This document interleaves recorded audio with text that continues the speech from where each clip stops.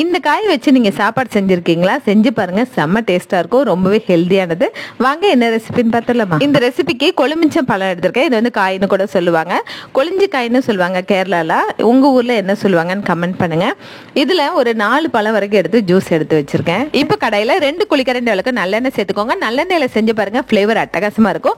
1/2 spoon அளவுக்கு கடுகு, ஒரு கைப்பிடி அளவுக்கு உளுந்தம்பருப்பு சேர்த்து இது நல்லா பொரிஞ்சதுக்கப்புறம் 5 பச்சை மிளகாய், 2 கொத்து கருவேப்பிலையும் சேர்த்து நல்லா வதக்குங்க. 1/2 ஸ்பூன் அளவுக்கு பெருங்காயத்தூள், 1/2 ஸ்பூன் மஞ்சத்தூள் சேர்த்துட்டு இது கூட கொழுமிச்சம் பழம் அந்த ஜூஸையும் சேர்த்து நல்லா மிக்ஸ் பண்ணுங்க.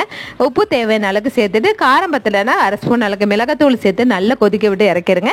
சாப்பாடு பார்த்தீங்கன்னா நல்ல உதிரியாக இருக்கணும், அதே சமயத்தில் லைட்டாக ஹீட் இருக்கணும், ரொம்ப ஆற விடக்கூடாது. அப்போ தான் செம்ம டேஸ்ட்டாக இருக்கும். சாப்பாடு இதில் பைண்டிங் ஆகி வரும். அப்புறம் இதை நல்லா மிக்ஸ் பண்ணி கலரி விட்டுட்டு இதில் உருளைக்கிழங்கு வறுவலோட சேர்த்து சாப்பிட்டு பாருங்க. லெமன் ரைஸே தோத்து போயிடும், அந்த அளவுக்கு டேஸ்ட்டாக இருக்கும். ட்ரை பண்ணி பாருங்க. வீடியோ பிடிச்சா மறக்காம லைக் பண்ணுங்க. தேங்க்யூ.